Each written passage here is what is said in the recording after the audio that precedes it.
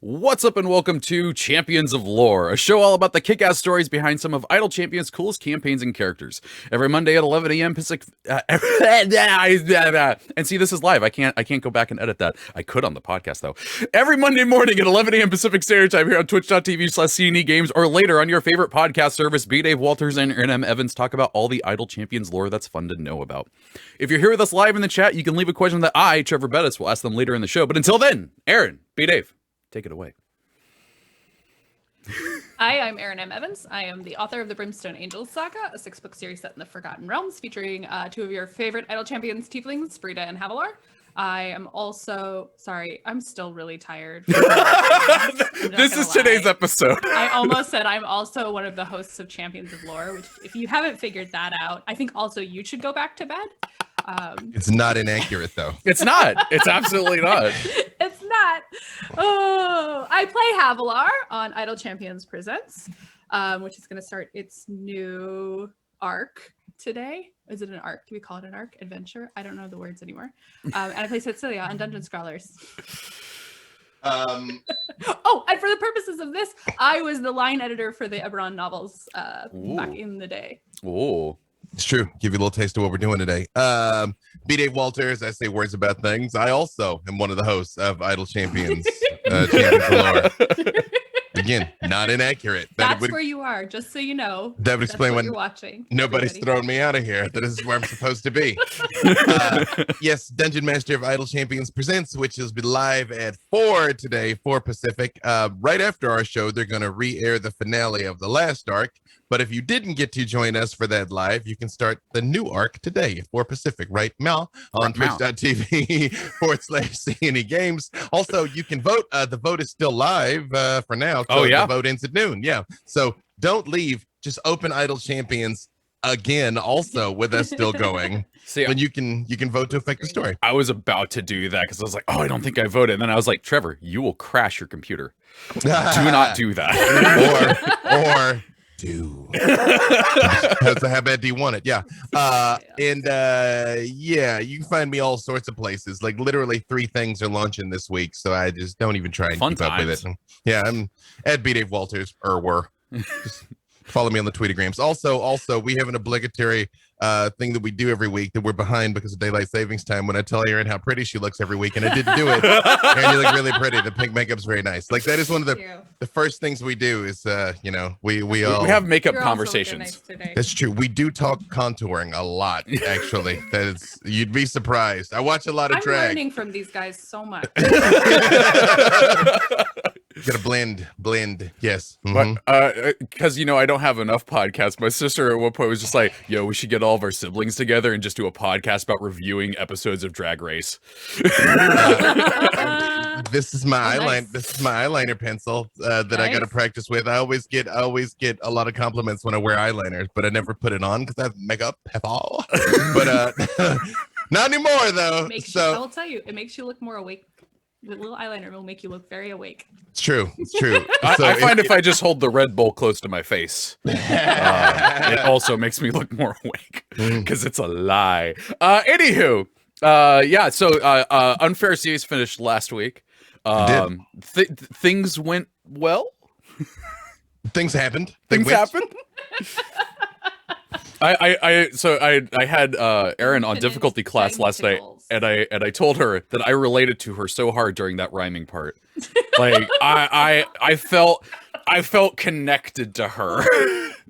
Did you guys know? So I was on Idle Insights last week, and they did like a community challenge, and if they met it, Dylan had to speak in rhyme. I heard. For, like the last 5 minutes of the show, Dylan had to answer questions in rhyme. I felt so much less alone. Let me just say again. Hopefully, you saw the story. If you didn't see the story, catch it on VOD. It was a great time. Mm-hmm.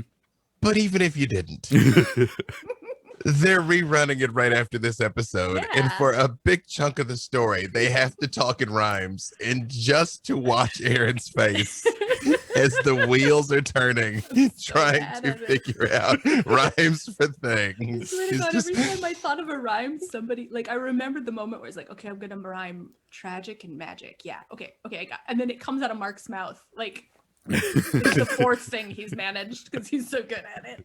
It that alone was worth like all of it, all of the build up just to have a conceit for Erin to have to talk in rhymes for an hour and a half was worth the price of admission. Yes. Yeah. It was absolutely fantastic. And Jay wanted to point out that, to be fair, Dylan issued them a challenge, so they had to make the goal. I missed the part that Dylan started it. Yeah. Wow. Dylan put himself First about hubris. First about hubris. The hubris on this man. But yeah, so this week we're gonna go on a little drive here, viewers and listeners. So the next adventure is coming out for Rime of the Frostman. Yeah, he's got his perception checks going, and Codename decided that we're going to do a little something different. There's going to be a little monster in there that's like maybe not in the book. And so we're not spoiling stuff constantly for you about that in case you've never played it. So there is and I don't know how to pronounce this. I'm going to guess it is Tsucora Quori? I think that's Quori. Quori? Yeah. Okay. Yeah. I will admit, I've never said the first word out loud. Yeah, I was just like, oh man, it's got that TNS thing. Oh. It's like a tsunami. I would say Tsucora Quori. Okay. So what the description that I'm given here, they are nightmarish creatures. Their headless torsos are covered with eyes and twitching limbs, including two massive arms that end in powerful pincers, and a serpentine tail tipped with a vicious stinger. They are cruel and calculating, enjoying the power they wield over others as they I can't read text. As they concoct elaborate schemes to advance their positions, and I can't read this morning. Desecrate their rivals. There we go. We'll go with that. But the thing is, though, is that this thing is not specifically from Rime of the Frostman. It's not actually even from Icewind Dale, and it's not even from the Forgotten Realms. It is not. Thus the name of this episode. She doesn't even go here. She doesn't even go here. Yeah. Not gonna lie, I didn't know how you were gonna bring that all together. I knew where we were going, but I didn't know the route we were taking. Yeah, we were like, I said we were going for a ride. We actually went for a walk. But I'm glad we got there. I feel like I was looking out the window of my lightning rail and not recognizing the landscape of I don't know where we are, but okay. Okay. So this creature is from Ebberon. And I think Ebberon is one of the coolest freaking things ever. I still remember the first time I saw the cover of the 4th edition book and just be like, I don't know what this is, but I need it. Yeah, look at it. Look how freaking cool that is. Podcast listeners who can't see it, Google it. No, Tsucora Quori are horrific, by the way. Is this the Lord of Blades? Yes, I think that's Lord of Blades. Which is a Warforged. One might say cult leader. One might say savior. Position. Porque no los dos. So the Tsucora Quori, like the thing I think is really fascinating about them is that these are the like basic weak Quori. Like these are the starter Quori. It gets so much worse from here. So they're already terrifying. They're already creepy as heck. But they are the sort of grunts of the Dreaming Dark, which is the sort of organizational aspects of, well, I guess the Dreaming Dark is really sort of like what they worship, but hang on, Erin, I'm gonna tell you this because you were annoyed about it with Idle Insights. People are saying that your audio is a little low. Bring that mic a little closer. I wasn't annoyed so much as I was like, someone help me fix it. I can hear you fine. Is that better? Yeah, let's do that one. Okay. Definitely better. Okay. Always want more, Erin. Need the full Erin. I have to calibrate it so it catches my speaking voice, but also my laugh. Yeah, that's true. That's shut it out. That's what you throw your head back and laugh maniacally. Yeah, I worked so hard at that. For that one. Yeah, I gotta do the same thing. This is when I reiterate: the week doesn't start until I hear Erin laugh. Like it doesn't. I'm not ready to go until then. Yeah, it's funny. Dalcor, the plane of dreams, where they're from. So Remember, I told you guys before that I won 3.5. Like I min-maxed just the heck of it. Yeah. If you know what a druid planar shepherd was, there was a saint with the saint template with the vow of peace, poverty, and nonviolence. You will understand. I won D&D, but my planar shepherd was a planar shepherd to the plane of Belcor, the plane of dreams. Wow. So what that character could do was you could wild shape to anything native to your plane. What? The plane of dreams has everything because people dream about everything. Oh. So yeah. Oh, that's something. That was a pivotal part of the I don't fact know why that my D&D. first thought was like I would be a T-Rex wizard, but that's where my brain went, and I just T-Rex. pictured a T-Rex with a little wizard hat, not a full size like to fit him, just a little one right on his head. The T-Rex with mittens, all of it. Yeah, 100%. That's his spell I would have focus. been tempted to go, oh no, pick Zoriat, because Zoriat is the plane of madness. Madness. Right? So everything is like, it's so crazy it breaks your eyes. But you're right, it's the plane of dreams, and people dream about anything. So it feels like you have more options because you could be something kind of mundane, whereas I don't think you could if you were attached to Zoriat. I think that's true. Like you could like try and add shape some into pincers and an extra eyeball on the neck or something. Yeah, you definitely need extra eyeballs on your bunny that you wild shape into. They're like, why does that bunny rife with unspeakable eldritch horror? And you're like, no reason. I did click the link from the name in the email, and that boy is just nope. I'm gonna click away from that now. So here, I'm gonna come drop in chat how to spell. You know what? But we got people on the podcast. I will just spell it, and then I will drop it in chat. It is TSUCORA space QUORI.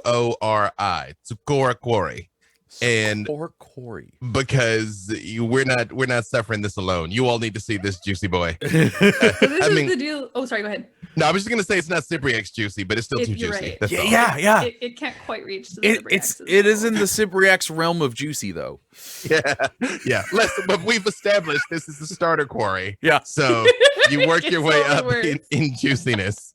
Yes. Okay. So then, after the viewers and listeners have looked at all of that and been traumatized, what is Ebberon? Okay, so Ebberon is a D&D setting. It is different from Forgotten Realms. It's different from Dragonlance. In this case, it is a world, a whole continent, and additional. It's a whole world that is in the aftermath of a 100-year war that has fundamentally changed the political and geographic landscape of this entire world. It's also a setting that uses a lot of magic as technology. So this is a place where we mentioned the lightning rail. There's a magic train. There's one of the big cities is Sharn. Sharn exists in what's called a manifest zone. Because another thing I really like about Ebberon is it has a different set of planes than the sort of standard cosmology that you get. And so this is a manifest zone with Syriana, I believe, which is a plane of air, which provides lift. So they have magic elevators. There's different races. One of the popular ones is a Warforged, which is sort of like a sentient magic construct, kind of like they were built for war, and now the war is over. So now they're kind of fit themselves into society in different ways. And there's a lot of things I love about Ebberon. You have it sort of takes some of the standard D&D tropes and looks at them and says, what if we did this different? So for example, there is a goblin empire that is quite stable and peaceful in a lot of ways. Darkened, and is quite ancient, right? Before this, it was Dakan, and it has been around a long time, and so it has this deep history and culture. You have Droam, which is a monster nation that basically all of these monstrous people kind of came together and said, okay, we want a place at the bargaining table. So it's ruled by these three hags. And they have their own things. There's this wonderful, actually by the creator of Ebberon, Keith Baker wrote a novel series called Thorn of Brayland, which is like a spy series. It's so good. But the first book is called Queen of Stone, I believe. Suddenly I can't remember words. So Keith, if you ever hear this, I'm very sorry I stumbled on that. Where she goes into Droam and she ends up having to work with the Queen of the Medusas. It's really cool.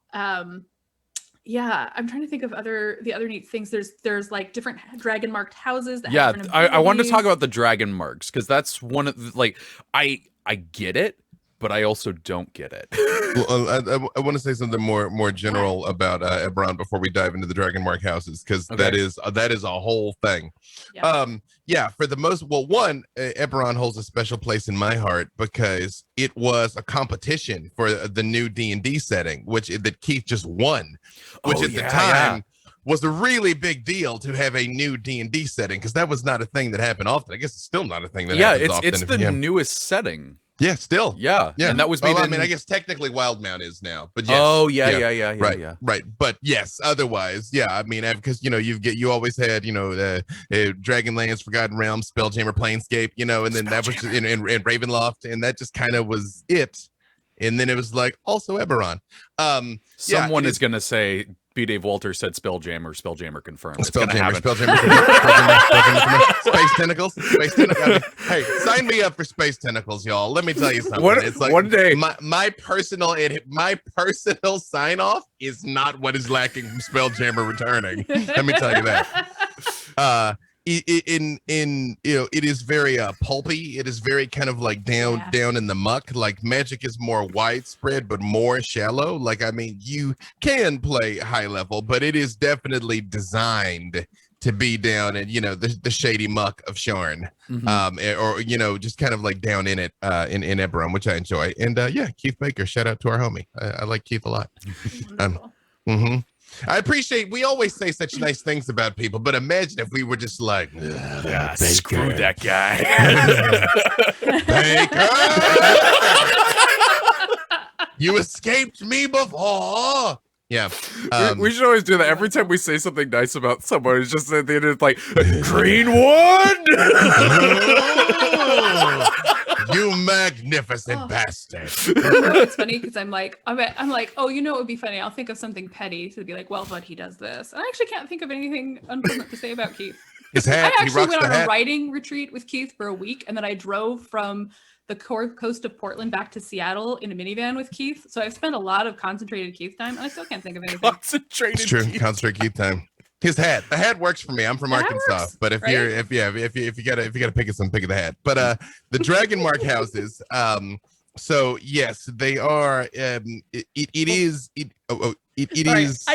love Eberron. I'm so excited today, which is great. You know what? I'm tired, so I have lots of things to say, even though I'm probably gonna make mistakes.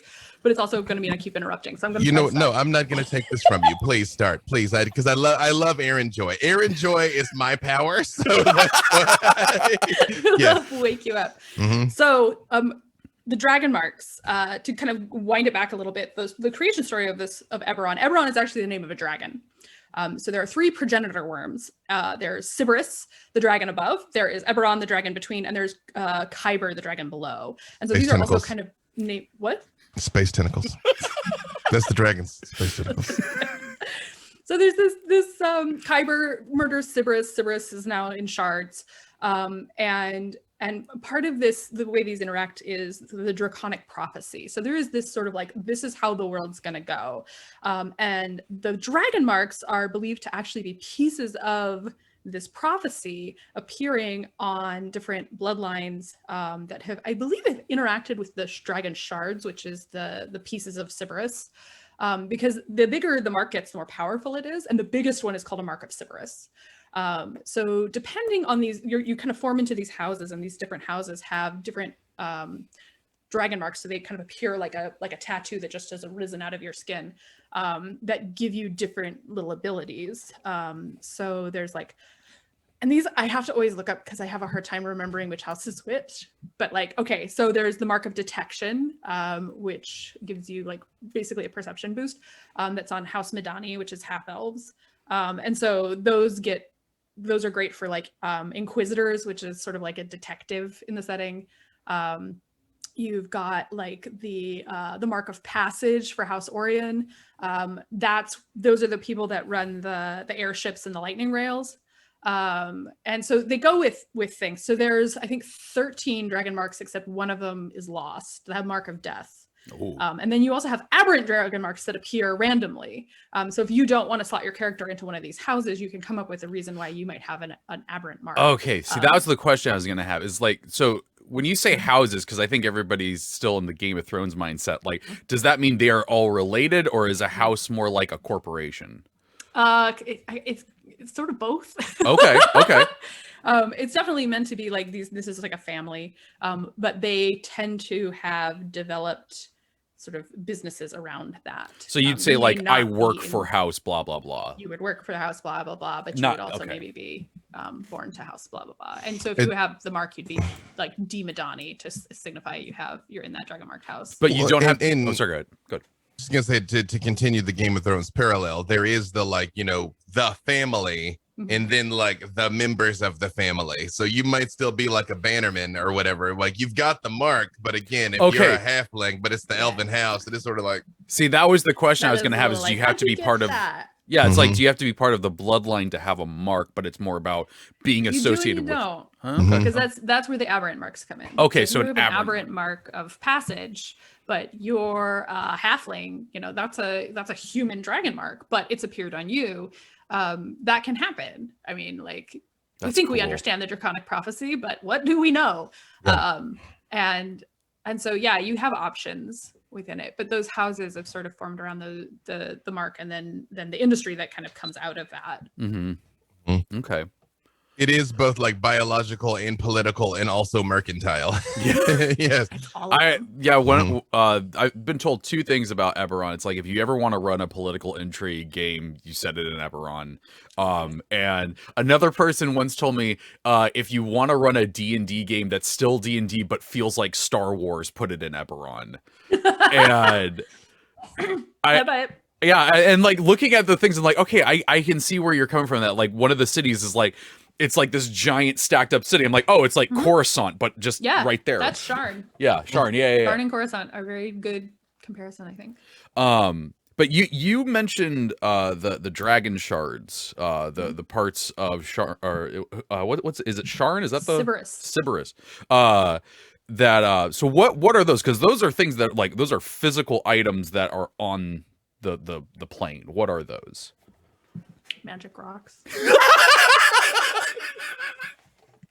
I'm sorry. It was just, I was like, what is a dragon? What is specifically a dragon shard? It was the toad. It was so good. It was just like, just magic rocks. Again, that is the beauty and the terror of this, especially on a lore show, that if you dig deep enough, you just hit magic. That's why it says a wizard did it. So they are magic rocks. They enhance the powers of a dragon mark, or to create magic items. So they're used in a lot of those magic technologies. They are kind of magic rocks.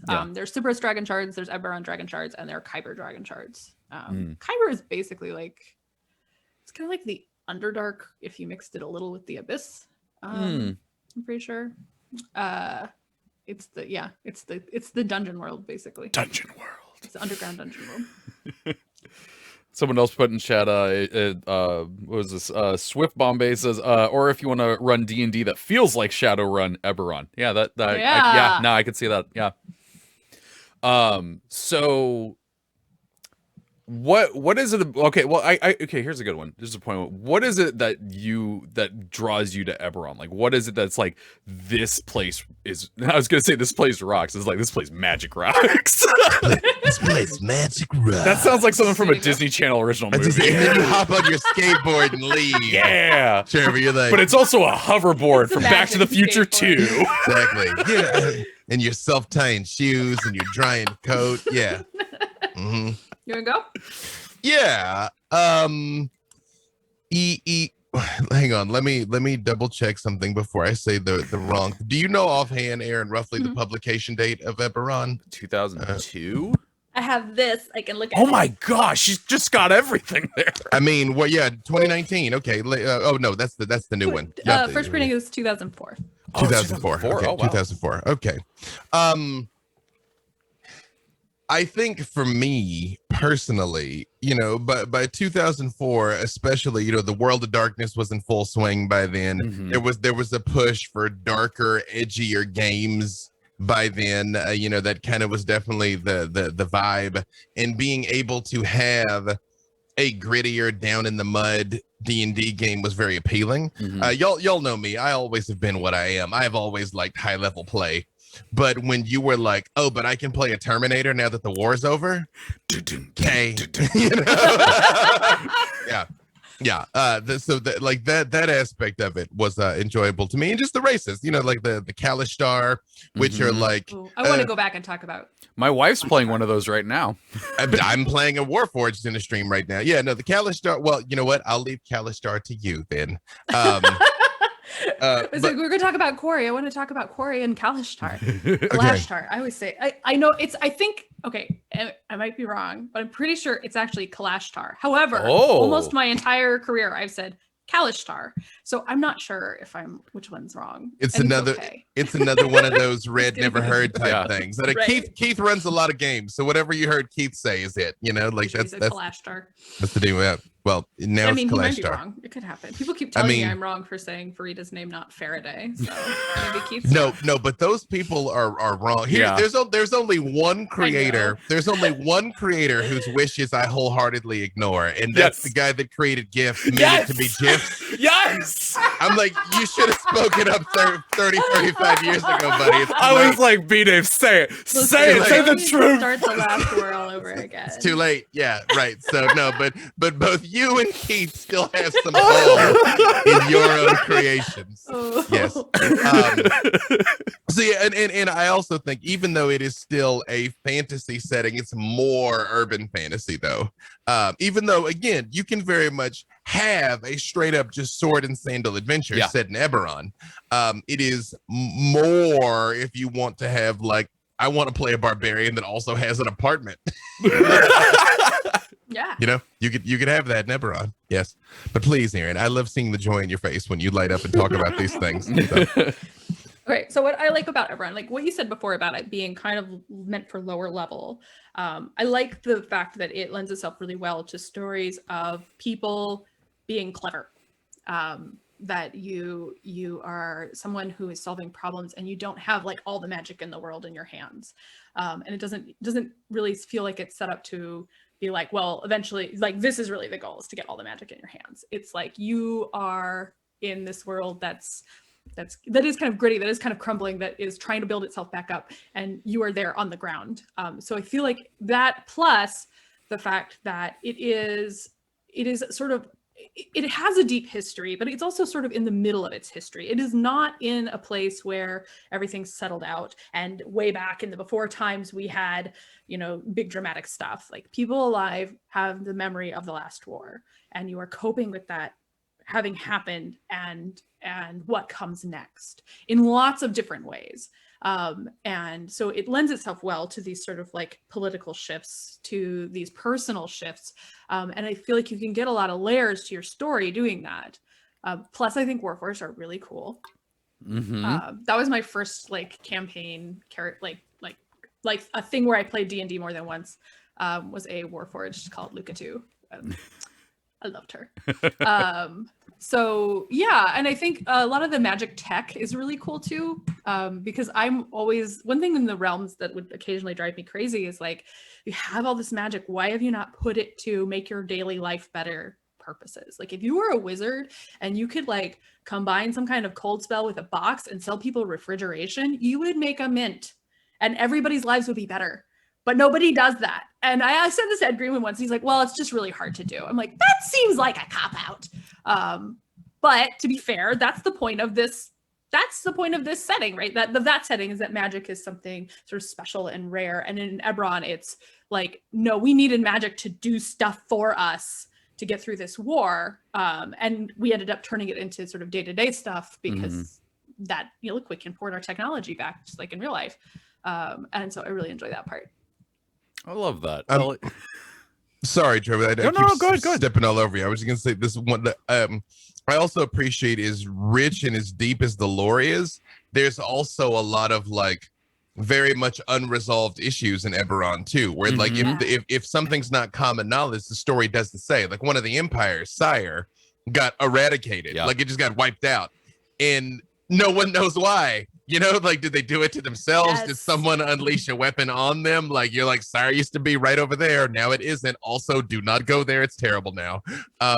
We literally call it the Mournland. Yeah, not that way. Don't head east. Yeah, and you know, and that's just how it is. Yeah, sorry, but you were saying something, Treavor. Oh no, I'm actually gonna jump off what you said. That is one thing that I've really loved about Ebberon, is that this big thing happened that you as a player were not present for, but your character probably was, and it gives so much more for building a backstory and everything like that, but also, like you're saying, building a mystery going forward. Actually, what pops to mind, speaking of B-Day, you know, doing too many things, is Starfinder. Those eyes. Starfinder launches this Wednesday. That is true. Yes. Yep. Got you there. Starfinder, like one of the things that I loved about that camp or that RPG was the fact they're like, yeah, you know that world that you played entire first edition Pathfinder on? It's gone. Nobody knows why. And I loved that whole thing of like, there is a mystery in the rule book. And that's the same thing with Ebberon. There is so much just from here's the setting that you could just pull and go off and do something. But as we're at the halfway mark of the episode, and I do want to hear the Kalashtar thing. What is up with those fine folks? So go back to Quori. Quori are natives, like we said, to Dalcor, the realm of dreams. Way back in the ancient history of Ebberon, when giants were in charge. They were tired of the Quori mucking around with everything and managed to seal it off. So Dalcor is no longer coterminous. So all these planes come into coterminous with Ebberon, and things about physics change when that happens, basically. And so Dalcor does not become coterminous with Ebberon anymore, and the Quori hate that. So the Quori have been trying to reopen the gates so that they can get to Ebberon. What they did was they started sort of sending through the essence of the Quori to go into people, into these vessels. And initially they came through and they made the first sort of set of them made these deals with these human monks in this kingdom of Idar, and those are the Kalashtar. So these are like, they made a deal and they're like, hey, listen, like our ancestors messed up, and they formed this bond. And so the Kalashtar are sort of like the good version of this. So the Kalashtar have a Quori spirit in them, but it's not the bad one. And I'm suddenly trying to remember if the Kalashtar Quori have a different name.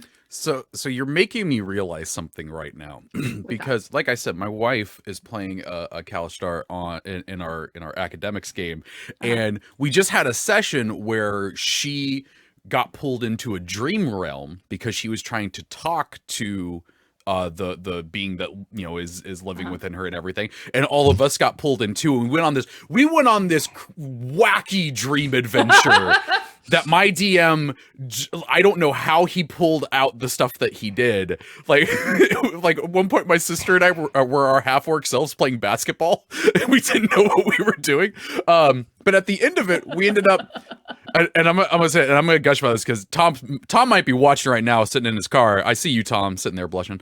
At the end of it, we ended up in a hot tub at the top of a giant spire above Phandalin, and he described that Ulad, the being with my wife's character, like suddenly appeared in it, and he just described it as a lobster man. And now I'm realizing that no, it wasn't the guy from SpongeBob SquarePants that's really buff. It's this nasty man, and I was in a hot tub with him.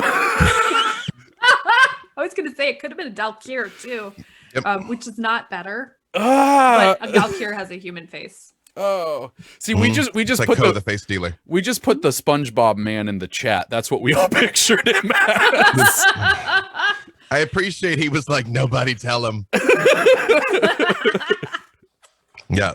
So the Quori that are in the Kalashtar are like, they want to go home. They're like merged with these. They sort of merge, right? So the human self and the Quori self are both present. There's also people who were sort of like had it put in them, the inspired, and so that is basically like a vessel with a Quori in it, and those are the bad guy ones. The Kalashtar and the inspired don't like each other, but they make excellent villains. Yep. interrupted. No. I'm yes anding. Yeah, no. You're basically more or less kind of voluntarily possessed, sort of. Yeah. But it is definitely more active than like an ASMR, for instance. Yeah. Where an ASMR sort of has like a spirit guide that when you sleep is like, try not to murder anybody tomorrow. I did that on purpose. Treavor. God damn it. It's in your nose. It's burning. It's Red Bull in your nose It holes. burns so bad. I got Red Bull in your nose holes. Oh my god. But the Kalistar, it is like it's very much there. So much so, and correct me if I'm wrong, Erin. Oh man. Sorry. I mean, the entity that is speaking is the spirit. Like, I mean, they're not like still binary. Like the person, I mean, they're in there, but they're not. They're like not merged. Yeah. Yeah. It's not the Quori, it's not the human, it's both. Yeah. And- I think it's kind of like a trill, like in Star Mhm. Trek, right? Mhm. Where like you kind of understand you're not just the Quori, Yeah. but you wouldn't say that's like a totally separate. I don't think you'd say that's a totally separate thing. I am not an expert on Star Trek. No, but- well, it's same thing. I've played a symbiote on canonically, I am a Trill Federation officer. That is Well, true. Hey. Yeah, the symbiotes are absolutely aware of the host, but I mean, usually it is the symbiote that is talking to you. Okay. Like, I mean, they're aware of the fact that, like, you know, Jedzia may have experienced this thing or feel this way, but for the most part, the I am statements are the symbiote talking, more or less. Mm. But again, it is a voluntary pairing, though. Yeah. Yeah. So, Well, because go go ahead. ahead. Well, I was gonna say, no, please, I'm done. No, I'm muting. I'm stopping. No. Okay. The question I was gonna say. The question I was going to have is. I'm too tired. Go ahead. I'll go mute myself. No, And then I you're muted. muted myself. What the? Daylight saving. Welcome to a train wreck, viewers. It's Man, a lightning rail wreck. We're not even supposed to be logging. We're not even supposed to be logging into the Zoom call until now. See, here's the thing. What you guys don't know is we're just like silly goofs behind the scenes before we go live. But because of daylight savings, you're seeing the before cam now. Yeah. That's true. Please, It's an Treavor, hour of 45 minutes of practice. share your thoughts. The question I had was, and I don't know if this is just exclusively for the game that I'm in, but is it that Kalistar don't dream? Is that a thing? They don't have normal dreams? I feel like they don't. And But yeah, now I'm because they're confused. dream creatures. So Yeah. you know, it so happens I have it. No, they're from there, and they want to escape the dreaming dark. So I can imagine they're not too too keen on going back. But I think that's like a really interesting thing because, like, you know, elves have the 4-hour trance that they go into and everything.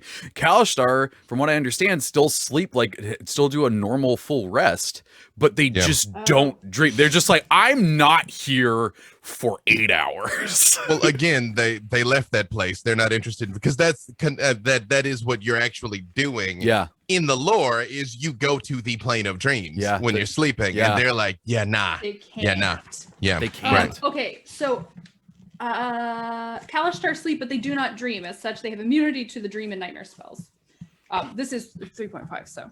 But here's a thing that answers the question about who's in charge there. So originally, these Quori escaped Dalcor. They were like escaping persecution, so they are not the evil Quori.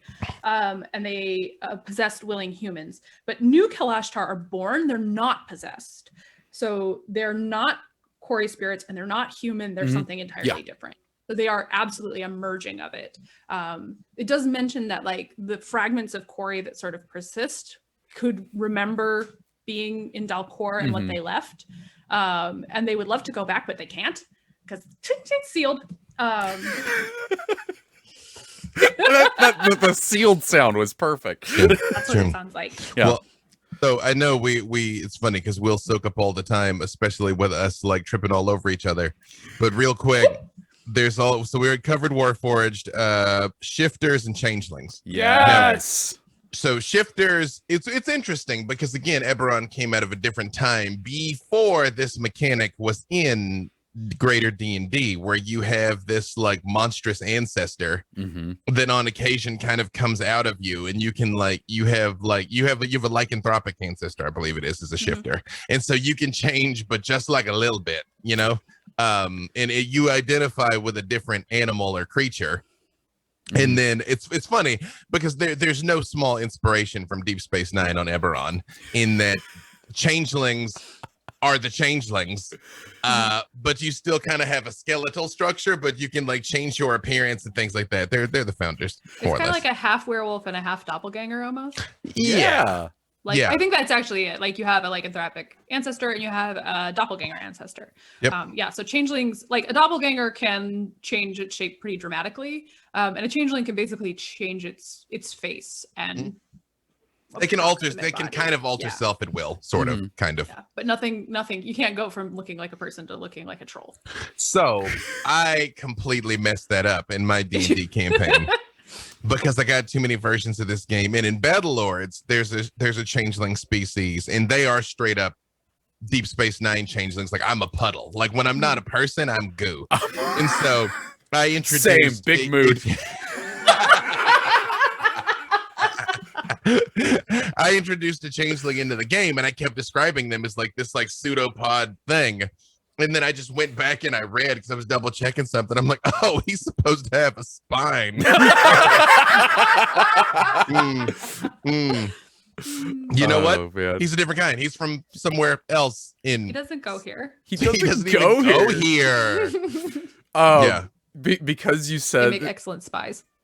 Because we were talking about like different, genres, things that you could run in Ebberon. You said Deep Space Nine. I've had a joke for the longest time that Deep Space Nine is just a sitcom in space filmed on a like space station strip mall. And now I want to do that in Ebberon. Just have a strip mall in Ebberon and just have the entirety of Deep Space Nine take place there. Look, man, you very easily could have it be some frontier outpost. Yeah, that'd be great. Yeah, they're still waiting for to get shipped out. No one's come for them. Yeah, and that's it. It's the wacky misadventures of Deep Space Nine. That was what the first 2-3 seasons of that show were anyway. So yeah, that's true. But I don't know. Wait, what race is Gul Dukat then? What would you? Who would be your? I don't know. I have no idea.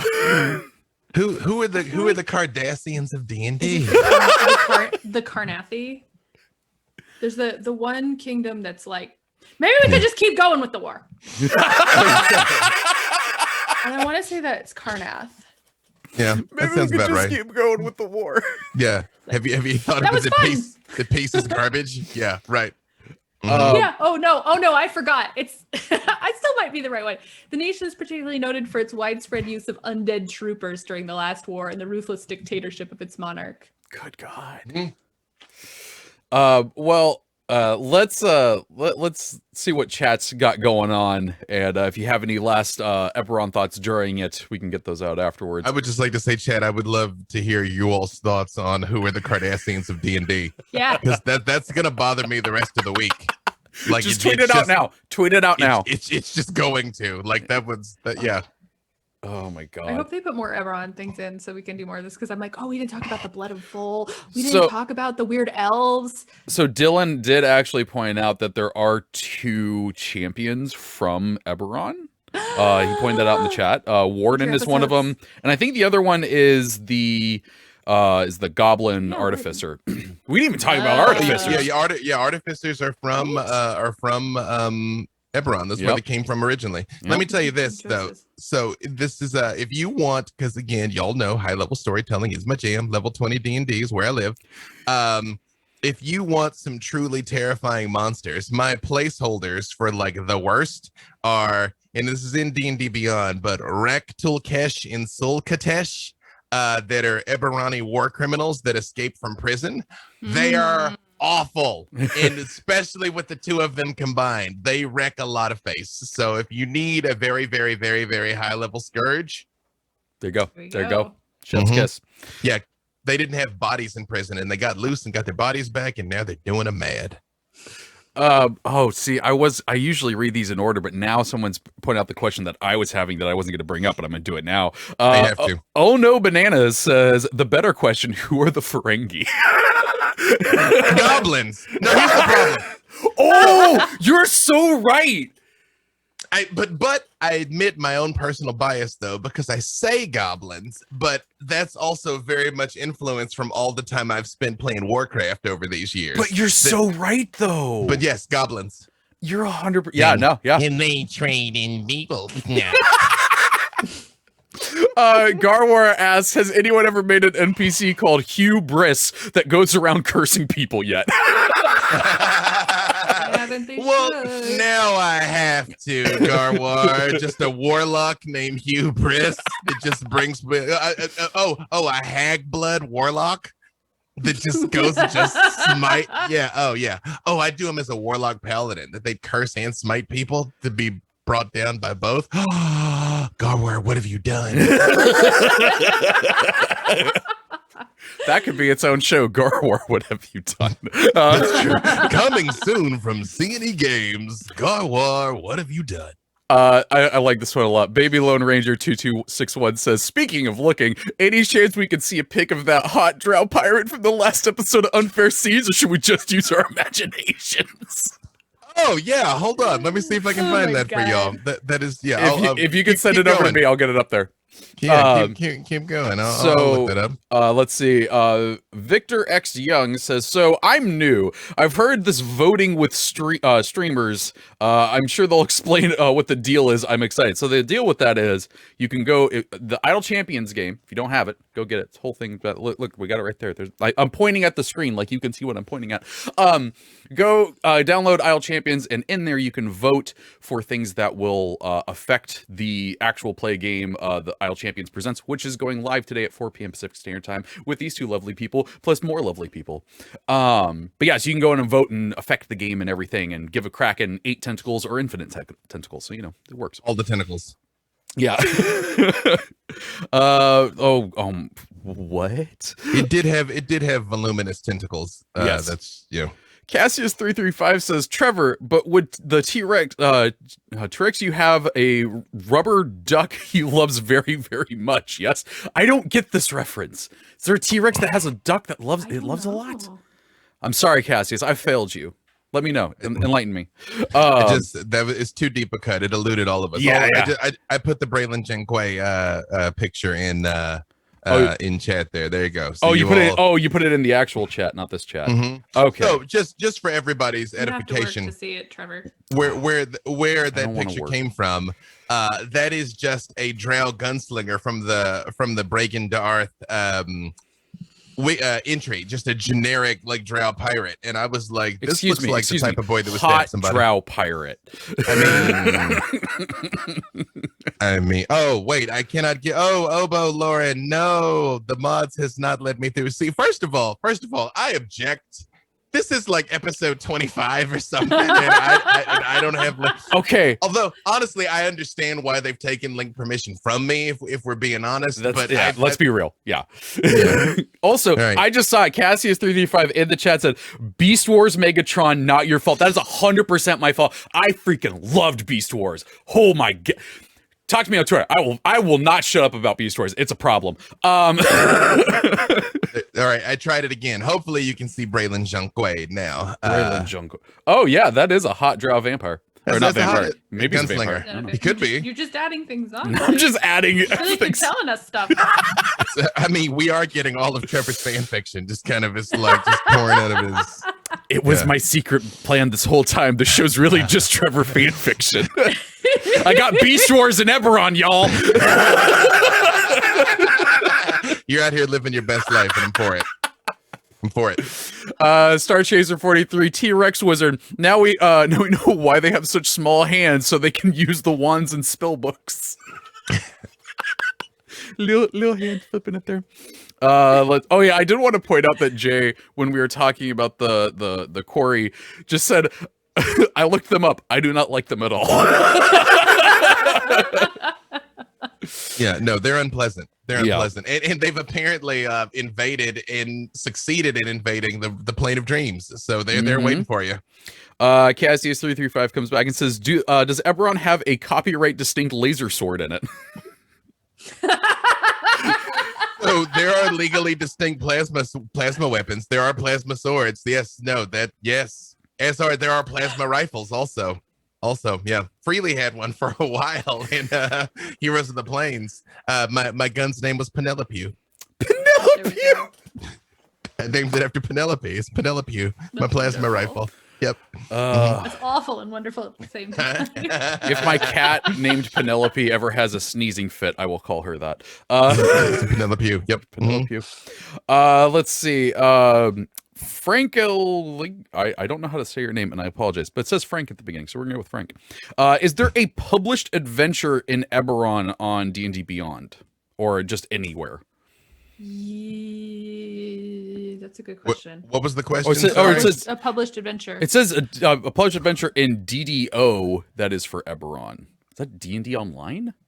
Well, I mean, Eberron as a setting went for years. There was all sorts of stuff. Yeah. And then the book is pretty. There's at least one adventure in the book. Yeah. In the new Rising from the Last War book. And I think that goes from levels 1 to 5, I think. And you're supposed to go into the Mornland, that place I told you not to go. Hey. Nobody's listening. Nobody's listening, B-Dave. No, I meant you tell them not to go, and then they go anyway. I know. I just like the way that sounded. Nobody's listening to you. But Everybody listens to you. No, they don't. I just talk louder. Thank you. But I must. If you think about it, how many stories that we know and love is the inciting incident? Under no circumstances go right over there. You know. So I actually just saw in the chat that they said I meant D&D Beyond. That's funny that I read it that way first. But yeah, I think you can actually just buy the adventure part in D&D Beyond. Oh, nice. Because you can piecemeal stuff out. I think you might be able to. Don't quote me on it. It could be wrong. There's also on the DM's Guild a lot of stuff that Keith has put out. He has some wonderful supplements, and looking here, there are several adventures that he has worked on. He also did Exploring Eberron, I think, which is on DM's Guild. Yeah. So yeah, lots of good sources for stuff and adventures. God dang it, Garwar. I saw what he said there. Also, could I just point out that in the Tsucora Quori picture, which again you should look at, because I'm about to drop this in chat also, just so we don't have to suffer alone. This is Lauren. Look what he's doing. You've given him link permission. Thank you. Thank you for performing the help action, Lauren. No, it's not only just like all of its eyeballs, which are objectively terrible. It's like its little tiny baby arms also that are inside. Like why do you have little tiny baby arms? Like you just shouldn't. Guys, I'm clicking up the list of Quori, and they get so much worse. So Jason, sword arms in addition to all the eyeballs. Probably coming soon to Idle Champions. You know, you got this one minorly squishy boy. Prepare yourselves for greater and greater squishy boys. This Vapna Quori have 4 like scorpion claws, and then like a whip tail, and and some hair. Why do they have hair? I don't know, but it shouldn't be there. Don't give things hair. Also, I want to say, Jay put this into the text document. The mod privileges were me. Don't blame Lauren for my mistakes.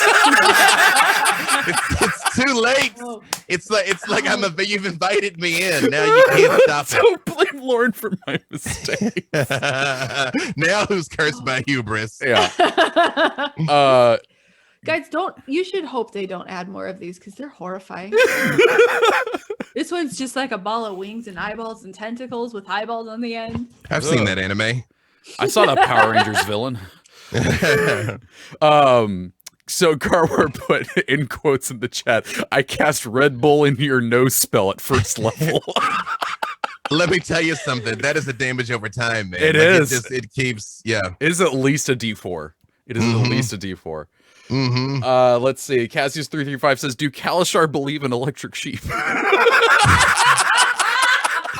They are more human than human. It's true. God, if you had a Kalashar character and you gave it an electric sheep familiar, I would love it. Oh so my much. God, yes. Make a Kalashar artificer, and that's what their like Iron Companion looks like, a metal sheep. Yeah, 100%. I would 100% do that. but like never explain it. Just see who figures it out. Yeah. God. I would name him. That I would is the name him kind of joke I Yor. would sit on for 3 years waiting for the reveal for someone to go, wait a second. Yeah. And then they realize the name Yor is Roy spelled backwards. It'd be great. Yeah. It's like that meme that was floating around a couple of years ago where somebody was like, I just realized why they call it Ajax, because it's stronger than all Greece. And there's some ad exec from the 60s who's like, Oh my God. I didn't know that and I love it. it's just this like withered old man who's just like, I finally. win. It's just like, I it's just like win. Jedi robe just collapses. Just leaves. Jedi robe collapses. Like my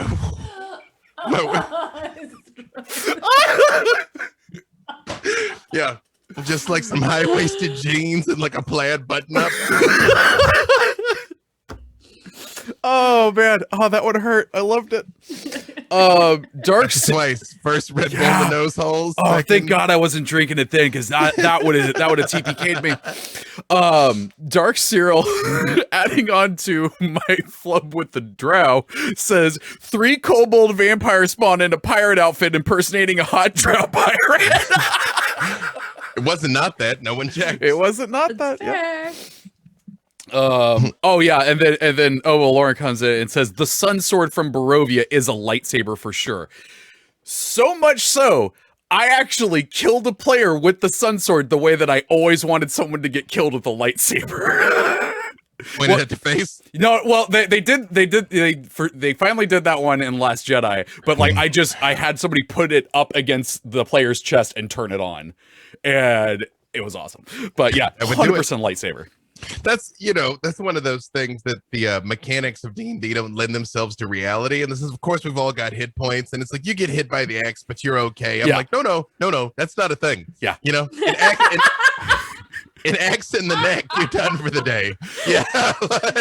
Well, somebody once explained it to me that it's like they really should be called like effort points or energy points because it's you exerting yourself to avoid getting hit. And I'm like, that makes a lot more sense because when you like, all right, you got hit by the axe for 12 points of damage for the 6th time. It's like, I think I'd be losing a limb at this point.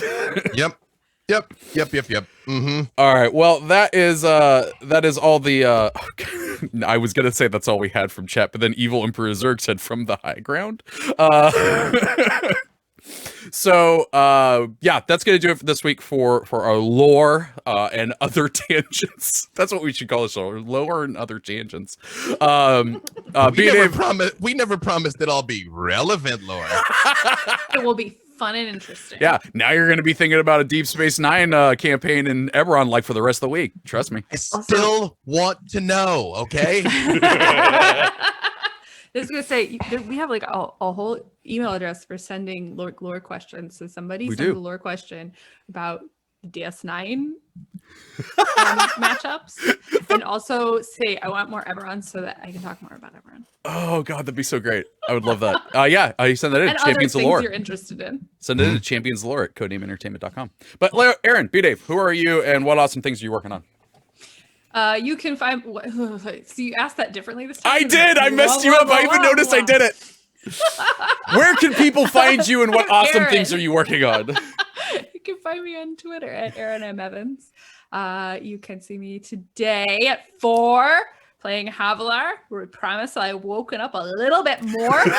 Although if I haven't, it's not the worst because she's a little straightforward, let's say. And then on Wednesdays, twitch.tv/Dungeon Scrawlers at 6:30. You can see me play my not a warlock, Cecilia. B-Dave Walters, I say words about things. I just do everything in my power to be around Aaron as often as possible. You stick around again right after this. They're going to show the finale of the Unfair Seas arc, which again, if you haven't seen it, it is worth watching just to watch Aaron attempt to talk in rhymes. Like it is worth the price of admission. And apparently, which is free. Yeah. Also, there's also hot drow. Yeah, a lot. Infinite tentacle. An infinite tentacle. Oh, don't Google that. Don't Google that. Or not on your work machine, at least. Yeah. And then 4:00, we're starting the Fool's Errand, which is the next arc there. We're being joined by Adam Bradford and Jen Kretschmer, so that's gonna be tonight. We're gonna have a lot of fun. Tomorrow, Heroes of the Plain starts, so tonight, Freely Alindra and Briv are on this show. Tomorrow, Freely Alindra and Briv are on that show. Because that's our lives. And then Wednesday, Starfinder Scoured Stars is starting. And then 1 week from today, we will announce what the Black Dice Society actually is. Yeah. So we will. I'm excited. I'm excited too. It'll be a whole grand old time. Yep. Interest. So just follow me at B. Dave Walters on the Tweetagrams. Yep. You can find me on the Difficulty Class podcast, which this week Erin is joining me on. And if you haven't listened, B-Dave was also on an episode recently, so you can go find those ones. You can hear us talking about B-Dave. We were talking about lots of Idle Champions Presents. Erin and I eventually got to that because we went on even more tangents than we do on this show. It's not just me. I wasn't even there. No, there was at one point that I, like, during the episode last night we were recording, I'm like, does B-Dave keep us on track? There was a path. Plot twist. It was a winding path. Plot twist. Yep. You can also find me. I woke up this morning. I went, did I actually say anything? You can also find me on Twitter at the Treavor. There's an A hiding in there. Thank you as always to Jay for moderating in the chat, except for giving B Dave mob powers. Thank you to Codename Entertainment for letting us talk about some D&D. And don't forget, if you missed any part of the show today, you can listen to it as a podcast at 2 p.m. Pacific Standard Time. And we got all of the past episodes on there as well. And you get an extra code. So, there's that. I'll bribe you into listening to more of me. And don't forget, you can write in with suggestions of topics and whatnot for the future to Champions of Lore at codenameentertainment.com. And don't forget, 4 p.m. today. Or it's not Unfair Seas. It's What are you doing with your fingers? I was throwing up the E for Ebberon. Oh. Yeah, E for Ebberon. Yeah, don't forget to come back and watch Idle Champions Presents A Fool's Errand. And I'll be there in the chat, so come hang out with me and see some awesome people play some D&D. But until next week, Champions out.